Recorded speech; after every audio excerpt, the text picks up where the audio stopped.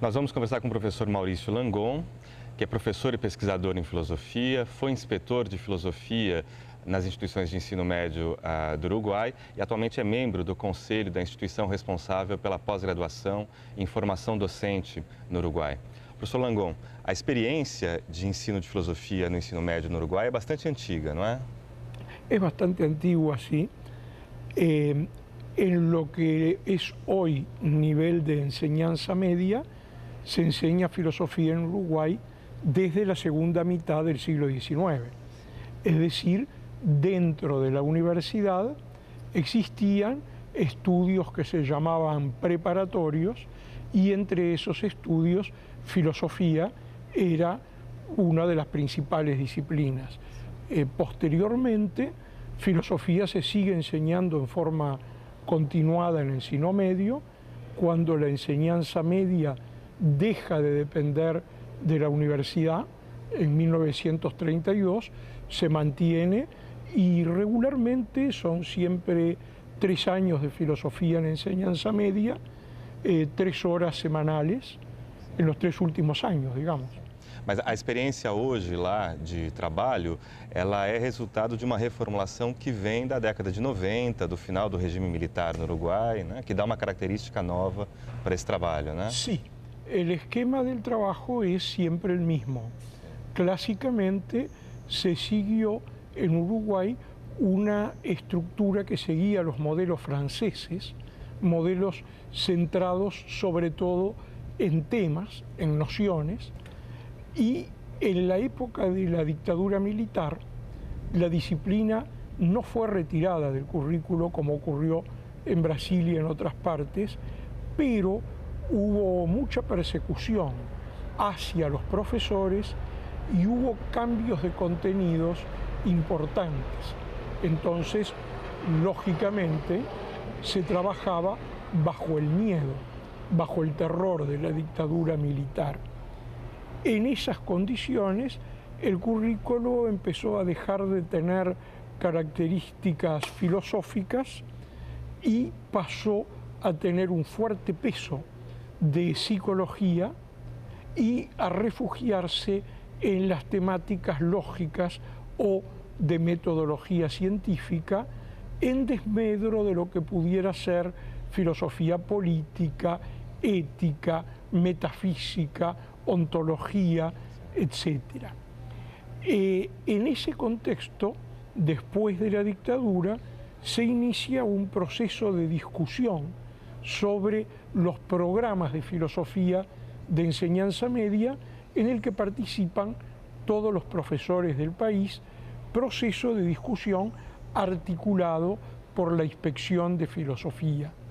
Se producen materiales bastante amplios y cuando yo me integro a la Inspección de Filosofía, que fue por el año 92, 91, 92, se comienza a articular nuevos programas que se discuten en comisiones representativas y luego se aplican durante el año 93 y 94 en forma de experiencia piloto y en el año 95 se generalizan para todo el país.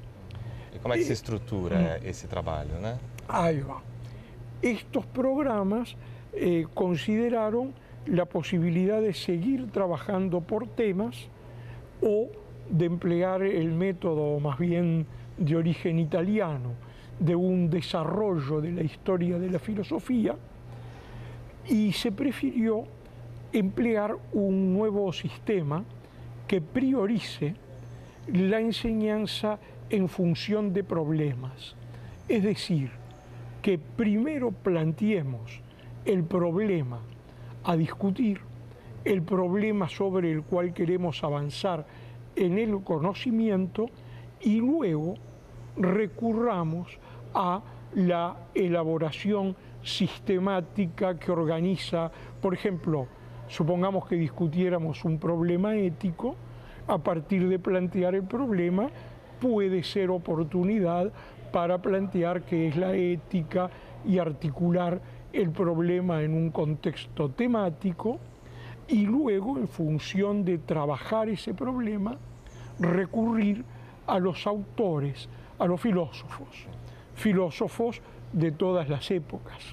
En el programa del último año se exige que al menos haya sido considerado en el transcurso del año el pensamiento de un pensador de la antigüedad, uno de la Edad Media, otro de la Edad Moderna, alguno del siglo XVIII-XIX, uno del siglo XX, por lo menos uno latinoamericano y por lo menos uno no occidental.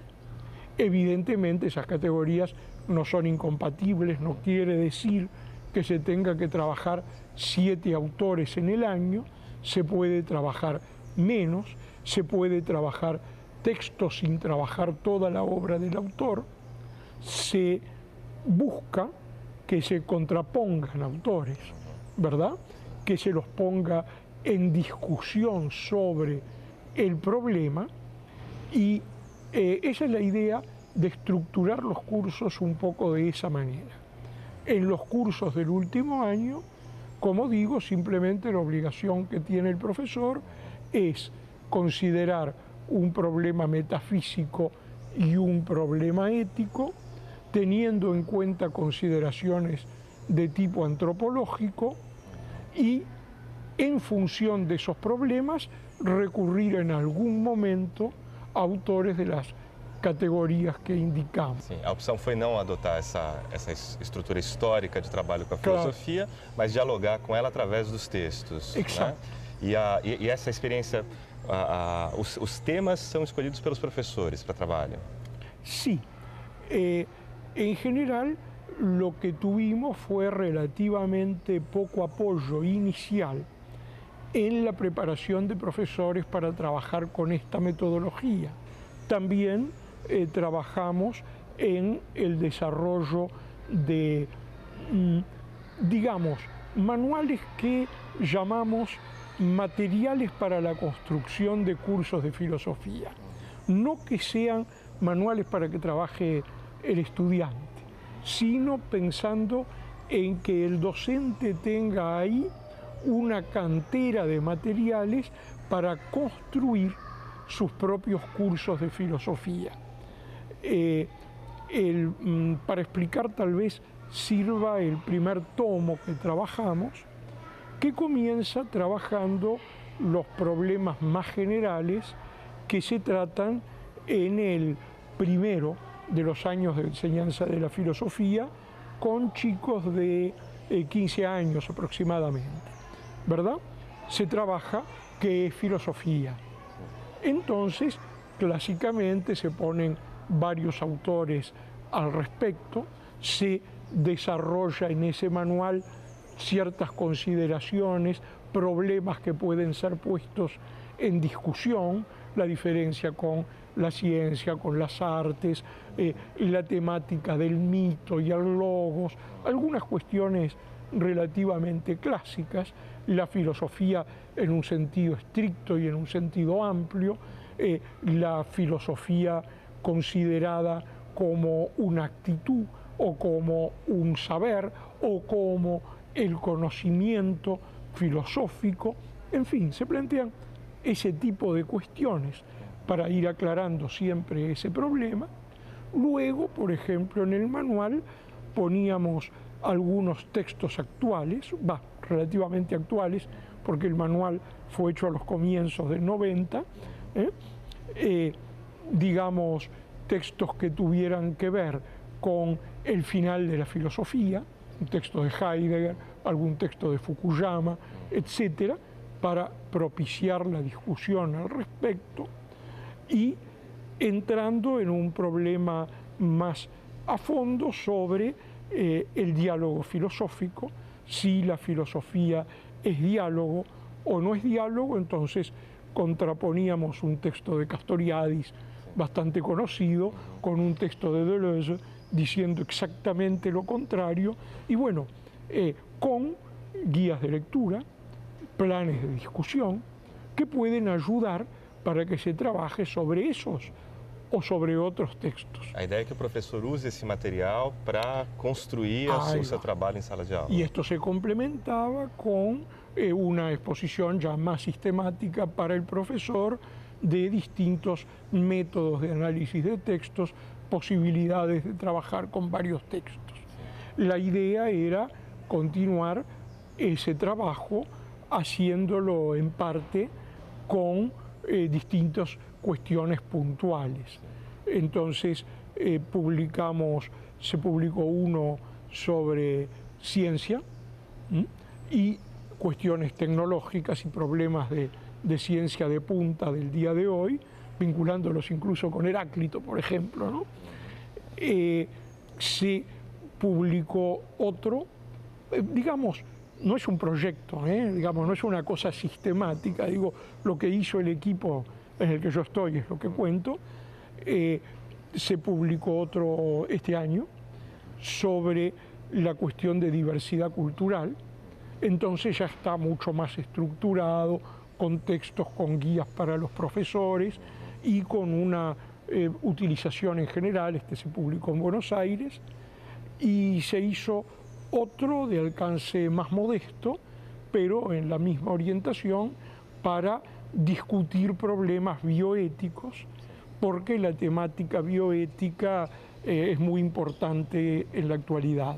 Entonces, para ejemplificar esto, pero te cuento esto del texto, comenzamos, por ejemplo, con 4 casos relativamente actuales, sacados de la prensa, para partir de eso plantear problemas que tienen que ver con la investigación científica, en base a que la investigación está en la base de lo bioético, y luego entonces recién preguntarnos qué es bioética, qué ramas incluyen, ¿no? Después de haber pasado por la discusión del doble estándar, y luego sí ponemos textos de distintos autores sobre bioética en la actualidad y las declaraciones sobre bioética, la declaración de la UNESCO, la Declaración Latinoamericana de Buenos Aires, que sirva como un instrumento de trabajo para los profesores. E esses textos, eles são também acessíveis pelos alunos? Os alunos conseguem ter esse material para ler y trabalhar?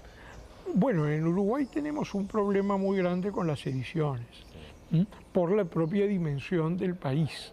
Entonces, y por las exigencias que significarían que los estudiantes tuvieran que comprar manuales. En la práctica se funciona con que esos materiales después los profesores los fotocopian, y los estudiantes normalmente trabajan con fotocopia. Por supuesto, el libro, uno de los libros, ese que digo que se publicó en el 90 y tantos, es inconseguible, habría que pensar en una nueva edición. El de bioética se acaba de agotar, pero vamos a hacer una nueva edición, y el otro está en venta en librerías, digamos, ¿no? Se hizo una edición y está en venta, o sea, se puede comprar, pero no es un manual. Al estudiante no le va a servir para seguir los temas uno por uno y decir al final apruebo. No tiene ese sentido, porque tampoco queremos propiciar una enseñanza de la filosofía que consista en aprender lo que diga el manual. Justamente es lo que queremos evitar. Na verdade, a estrutura de trabalho dá muita autonomia para o professor, não é? Sim. E qual é você, como inspetor dessa atividade durante um período, qual a sua percepção do trabalho que foi feito pelos professores, como isso foi recebido pelos alunos? A experiência é uma experiência boa nessa relação? Sí. Tuvo muchas dificultades en el primer momento porque significaba un cambio bastante radical. Entonces, hubiéramos querido en ese momento tener más apoyo en cuanto a la formación de docentes. En cierto sentido lo tuvimos, ¿verdad?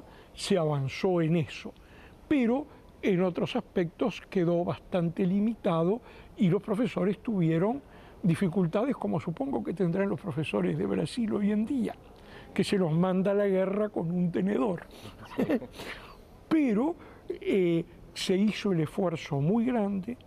El hecho de contar con la institución de la inspección fue muy importante porque el profesor y el inspector podrían dialogar, porque un inspector tiene posibilidades, porque le dan viáticos de recorrer todo el país, dar charlas, conversar con los colegas, ver las dificultades, asesorar, tratar de estar cerca de ellos. Este proceso se fue mejorando con el tiempo y esos programas que yo cuento a partir del 2003 hasta el 2006 fueron reajustados. Ahí sí los nuevos inspectores pudieron trabajar con un apoyo en formación docente muy fuerte, porque hicieron intercambio de las distintas experiencias de los profesores, se hicieron publicaciones de esas experiencias en fotocopia, ¿verdad? Pero que llegaban a través de la inspección a todas partes. Por otra parte, la Asociación de Profesores de Filosofía, Asociación Filosófica del Uruguay se llama, nuclea a los profesores y se empezaron a hacer encuentros anuales, cursos de verano una vez por año, encuentros especiales de vez en cuando para trabajar sobre estas experiencias. Los programas se fueron actualizando.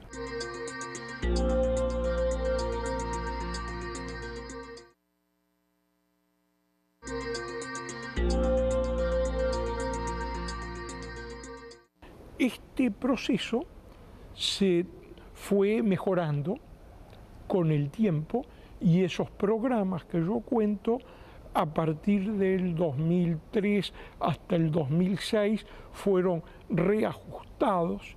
Ahí sí los nuevos inspectores pudieron trabajar con un apoyo en formación docente muy fuerte, porque hicieron intercambio de las distintas experiencias de los profesores. Yo quería contarte la experiencia de simplemente uno de los seminarios que se hizo para formar colegas, y hago un paréntesis para entender la situación en Uruguay.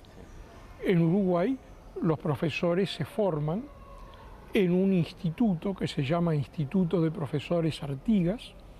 Es una carrera de grado de 4 años de duración, en que el profesor estudia el currículum habitual de una carrera de filosofía, historias de la filosofía, ética, metafísica, etc., más algunas materias de índole pedagógica, psicología de la educación, pedagogía, etc., también filosofía de la educación, y una tercera base, que es la práctica docente y la didáctica en la disciplina.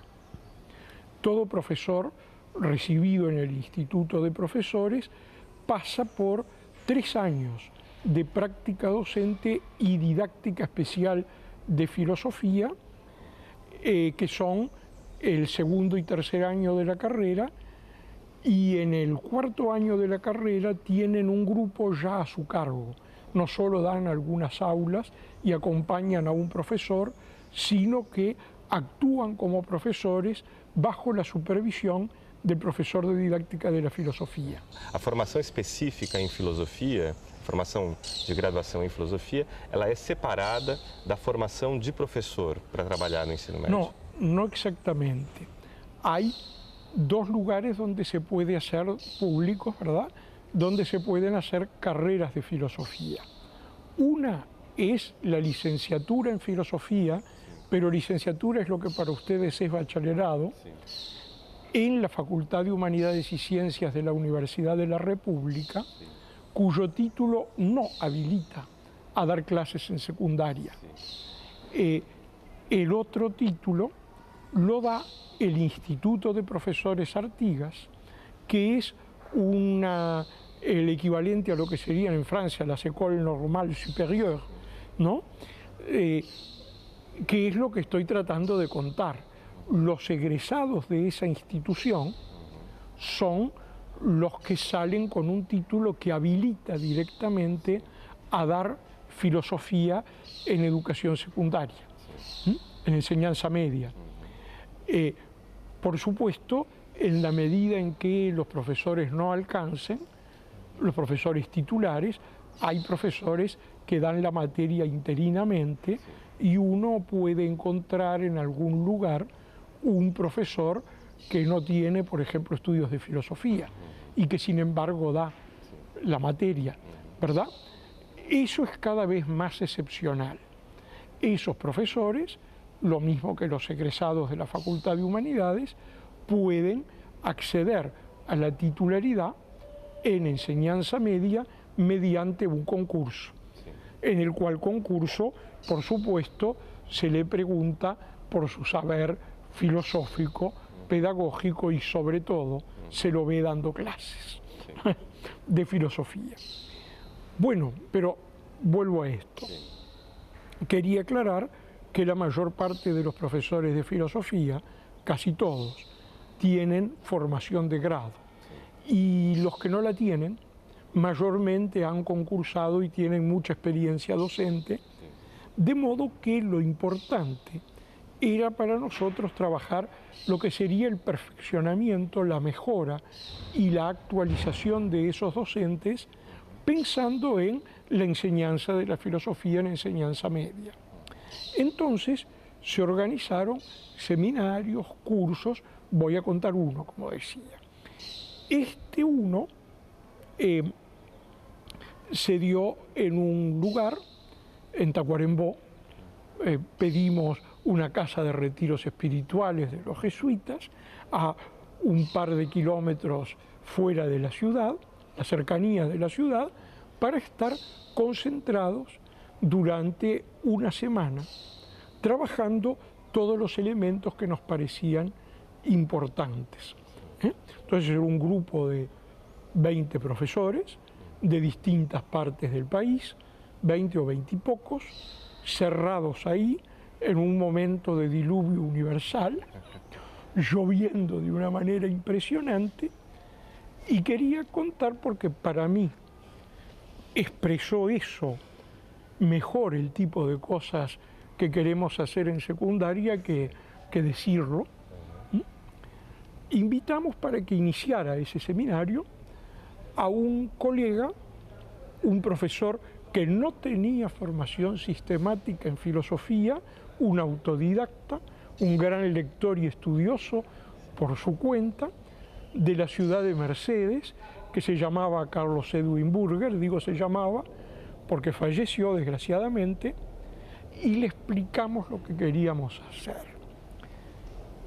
Y además le explicamos cómo queríamos seguir, que queríamos empezar por problemas y que queríamos que la formación entre los 20 docentes se realizara discutiendo en serio filosofía, porque entendíamos que eso, al nivel de los estudiantes, era lo que había que hacer. Y que si un profesor quiere enseñar diálogo filosófico, tiene que él dialogar filosóficamente. Del mismo modo, si quiere enseñar escritura, tiene que escribir y pasar por la misma actividad que va a hacer a su estudiante. Entonces dijimos que la discusión sea una discusión filosófica a partir de un problema que tú plantees y luego coordines la discusión. El hombre dijo, entendí, se sentó a tomar el mate, mientras llovía torrencialmente, y empezó diciendo más o menos, ¿verdad?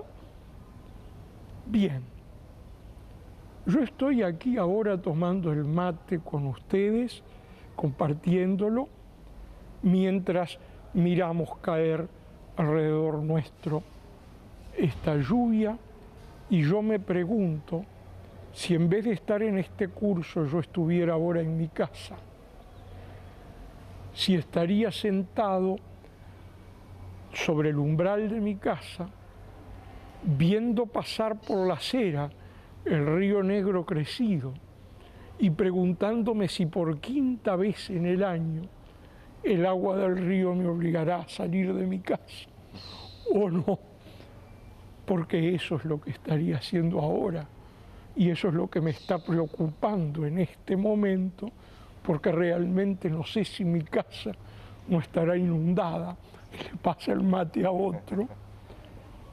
Y eso me trae recuerdos de la filosofía.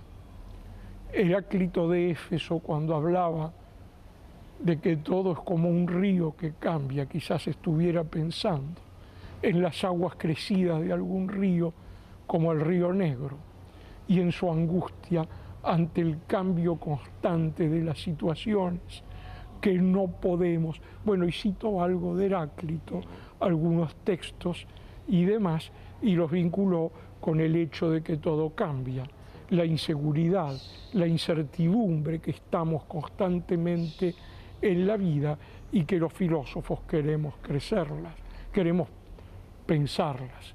Hegel, por ejemplo, y tomó algún texto de Hegel y comentó ante los colegas un texto de Hegel que trata de captar conceptualmente la cambiante realidad.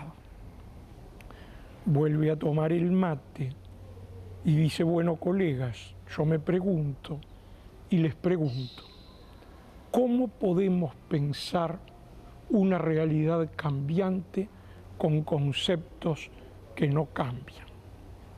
Paso el mate. Se hizo silencio, nadie se atrevía a hablar. Y un colega pide la palabra y le dice, bueno, usted comentó aquí un pequeño texto de Hegel y yo no estoy de acuerdo con la interpretación que usted hace de Hegel, porque Hegel en la ciencia de la lógica dice, momento, colega, no se me ofenda, no se enoje, no pregunté qué dice Hegel, no quiero discutir ahora con ustedes la filosofía de Hegel, pregunté cómo podemos pensar una realidad que cambia con conceptos que permanecen inmutables. Otro colega pide la palabra y dice, me parece muy interesante lo que usted dice para trabajarlo con los alumnos, porque entonces se les podría poner una actividad en la cual los chicos trabajaran. Perdone, profesora, no se ofenda. No estoy preguntando qué actividad podríamos poner para trabajar con los chicos el pensamiento de Heráclito o de Hegel. Le estoy haciendo a usted una pregunta. ¿Cómo podemos pensar una realidad cambiante con conceptos que no cambian? Ahí se hizo silencio, pero al cabo de 3 o 4 minutos, todos los colegas estábamos discutiendo un problema filosófico fenomenal, dándonos cuenta lo poco que sabíamos, aprovechando del saber de otros, y bueno, se discutió un par de horas, argumentando, recurriendo a diversos autores en un momento o en otro, discutiendo a veces acaloradamente, y eso nos da un modelo que nos permitió seguir trabajando los 7 días siguientes donde metíamos el diente a ese trabajo y nos permite al mismo tiempo pensar nuestras clases con los alumnos, hacerlos que ellos dialoguen. No que yo tengo el resultado y que voy a decir, mire, ¿sabe lo que dice Hegel y cómo se interpreta? Porque lo que dice Hegel está en el texto. Y cómo se interpreta también puede ser un motivo de discusión entre varios, ¿verdad? Podremos llegar en un momento a profundizar. Creo que ese ejemplo sirve para ver un modelito. A concepção de ensino que está colocada. Da concepção que estamos tratando. E na relação com os alunos, né, essa sua experiência de inspetor, certamente resultou também num diálogo muito próximo com os professores a respeito do contexto da sala de aula deles, na relação com os alunos, na recepção da filosofia. Que impressões você traz experiencia. Sí, habitualmente funciona y funciona bien. Después contaré la dificultad que encontramos en los docentes. Con los alumnos pasa que el alumnado actual tiende a no ser el alumno de hace 50 años, aquel que venía con cierta carga. O aluno também muda, não é? Claro, aquel que venía con cierta carga de conocimientos, de cultura general, que de algún modo valoraba la cultura, que de algún modo entendía que a través de la educación él iba a poder vivir, mejorar, alcanzar un nivel, por ejemplo, un nivel social superior al de sus padres, podía desarrollarse más plenamente como ser humano en el campo que fuere, ¿verdad? Porque no estamos hablando de filosofía para quien se va a dedicar a la filosofía, estamos hablando de filosofía para encino medio. El problema que nos encontramos hoy en encino medio es que vienen muchos chicos sin ese bagaje cultural, a veces sin un buen manejo de la lengua, a veces casi siempre, con la idea de que la educación no sirve para nada, más formados a través de la televisión que de la escuela, y eso representa un desafío específico.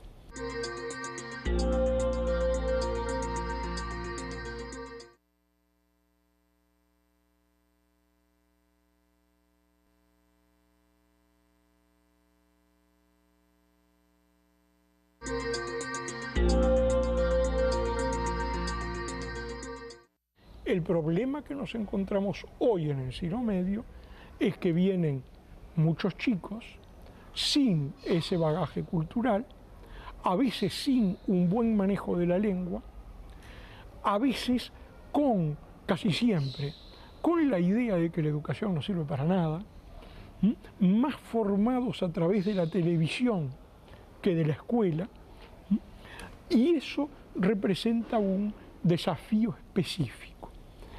El problema es cómo lo encaran los docentes. Pero yo creo que con este tipo de metodologías que estamos planteando, los problemas de los chicos aparecen junto con los problemas filosóficos. No es un loco que dijo, todo es como el agua, es un río en el que no nos podemos bañar 2 veces, etc. Y aprender de memoria y decir, Heráclito dijo que, y Tales de Mileto dijo que, y aprender el nombre difícil del filósofo, sino que es visualizar el problema real, profundo y humano que encaró el filósofo en base a ver mi problema existencial, real, profundo y humano.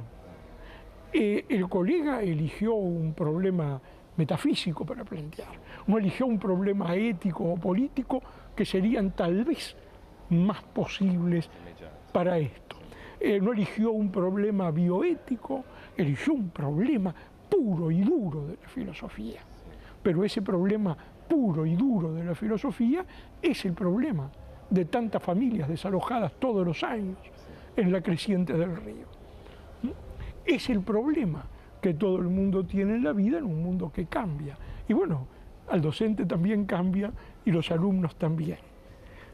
Respecto al problema del vínculo con los alumnos, nos parece clave en la docencia de filosofía lograr establecer una relación de diálogo, de amistad, de proximidad, más que una relación de superioridad.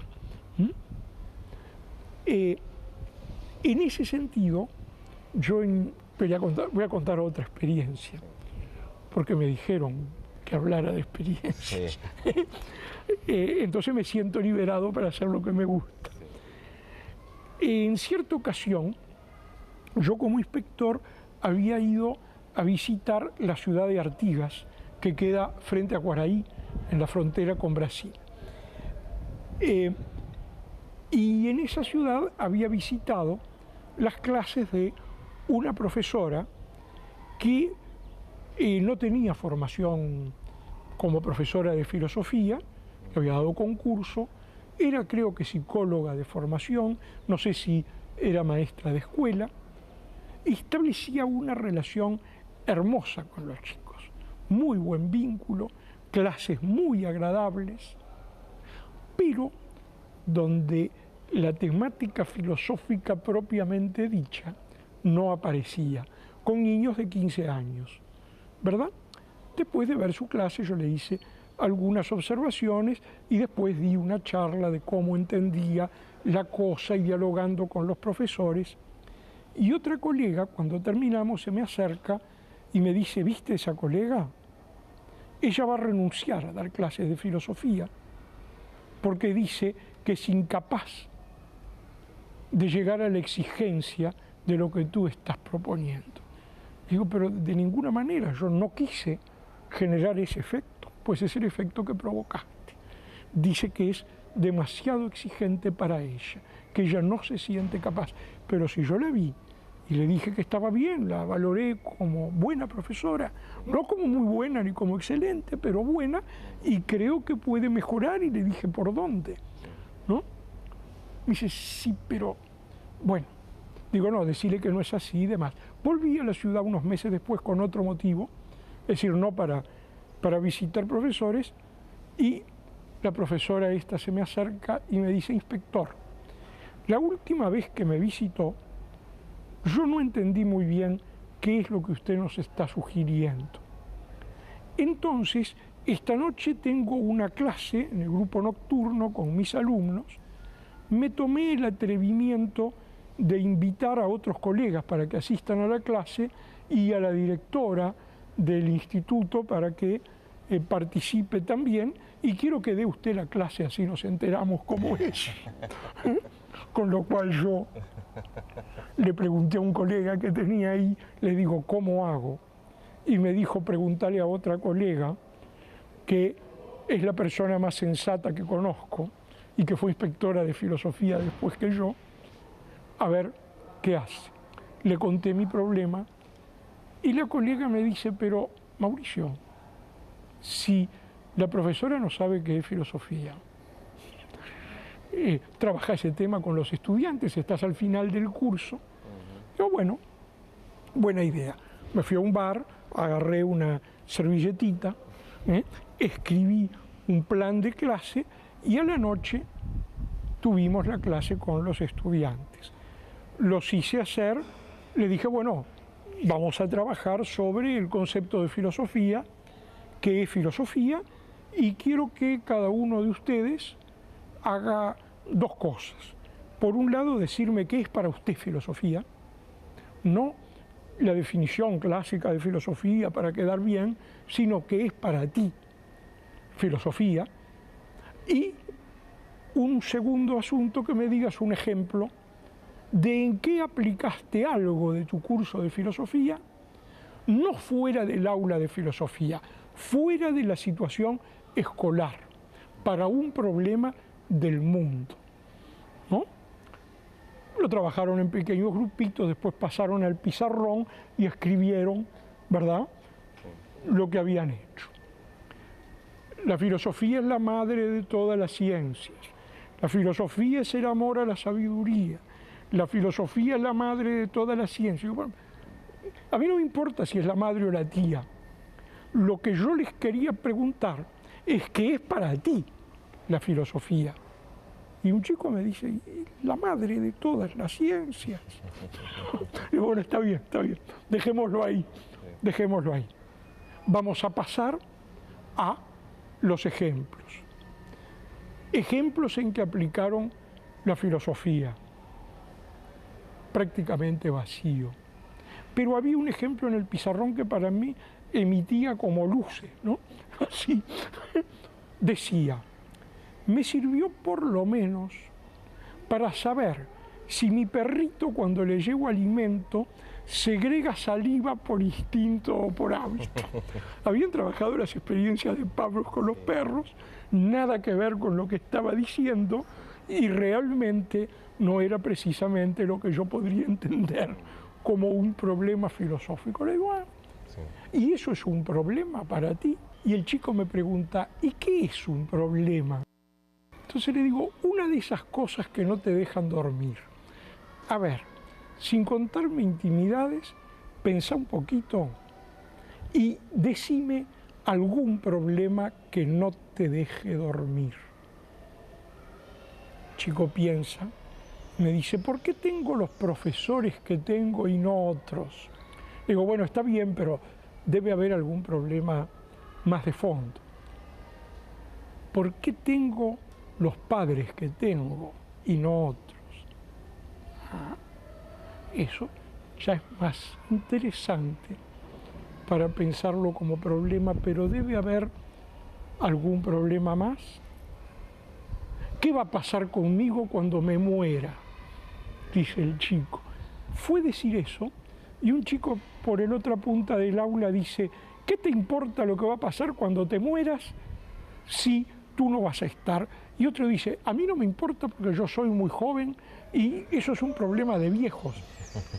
Y otro dice, en realidad, ¿cómo no te va a importar qué te va a pasar cuando te mueras si según lo que creas que va a pasar después de la muerte, tu vida va a ser de una manera o de otra?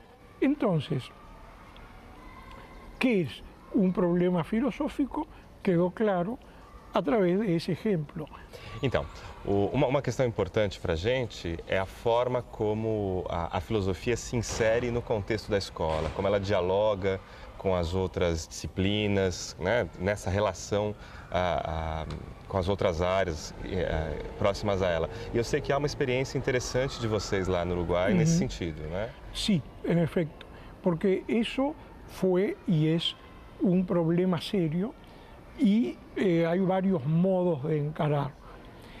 La experiencia que se hizo en Uruguay tuvo estas características. En determinado momento, las autoridades educativas consultaron a la Asociación de Profesores de Filosofía y a otras asociaciones sobre cómo debería ser el programa de la materia en educación secundaria y qué sentido tenía y por qué habría que enseñar esa disciplina en enseñanza media, etc. Entonces, nosotros elaboramos, la asociación, un documento que se discutió, etcétera, muy amplio. Entre otras cosas, en ese documento planteamos el concepto que llamamos función filosófica, tomando el término de la idea de función utópica que maneja el filósofo argentino Arturo Andrés Roig. Roig dice que algunos discursos son utopías, ¿verdad? Imaginan sociedades futuras. Otros discursos no son utopías, pero en cualquier discurso puede estudiarse su función utópica, cómo se planta frente al futuro. Tomando esa idea, nosotros dijimos, bien, hay una asignatura en el plan de estudios, en el currículo, que se llama filosofía, pero hay una función filosófica que consiste en plantear los problemas a fondo, radicalmente, en no renunciar a la razón, en argumentar y discutir en los problemas más difíciles, que se llama función filosófica, y esa función filosófica no la puede cumplir una asignatura en el currículo. Está presente en las otras también. Si quiero tener ciudadanos críticos, capaces de participar, de pensar por sí mismos, de no dejarse llevar por las narices, de no pelearse a golpes por los otros por ideas, sino capaz de argumentar, de razonar, de saber plantarse frente a la autoridad, etcétera, etcétera, etcétera, entonces tenemos que tener un elemento filosófico que atraviese todo el currículo. No dado por profesores de filosofía, una función filosófica. Es inútil que en filosofía hagamos las cosas críticamente si en geografía les enseño solamente de memoria el nombre de los países y sus capitales. Por supuesto, los profesores de geografía no hacen eso hoy, sino que muchos de ellos cumplen muy bien con su función filosófica, enseñando a pensar desde lo geográfico. Lo mismo se pueden hacer insustituiblemente los profesores de historia, enseñando a pensar históricamente, los profesores de matemática enseñando a matematizar. E é com essa atividade que a filosofia se propôs a dialogar. Digamos, pensando, hay que transformar el modo de enseñar las disciplinas y hay que articular esa transformación. Entonces planteamos que sería bueno que en cada disciplina se hiciera un diezmo, la idea es del filósofo francés Edgar Morin, dedicado para que cada disciplina piense sobre los problemas de su disciplina, sobre sus límites disciplinares, sobre sus potencialidades futuras, sobre las críticas que desde ella puede hacer a otras y reflexiones sobre las críticas que otras disciplinas podrían hacer sobre la propia. El 10% del currículo dedicado a eso. Por supuesto, esa parte de la propuesta no fue aceptada por las autoridades, pero sí fue aceptada otra que estaba pensada como un espacio curricular que permitiera poner en diálogo todo eso que viene desde las diversas disciplinas. Un espacio curricular que en el mediano plazo formara profesores especialmente para hacer eso. Profesores de diversas disciplinas, por supuesto, y que permitiera el enriquecimiento del diálogo en el aula, a la vez que esto mismo debería discutirse en grupos de profesores de una misma institución, por ejemplo, y de distintas disciplinas. Eso cuajó solo lo de la aplicación en el aula, muy reducida, un solo año, el primero, 1 hora por semana, con el nombre de Espacio de Crítica de los Saberes. Que é trabalhado tanto pelos professores de filosofia quanto por outros professores também. En la práctica no, solo fue trabajado por profesores de filosofía que se entendía que estaban formados para eso.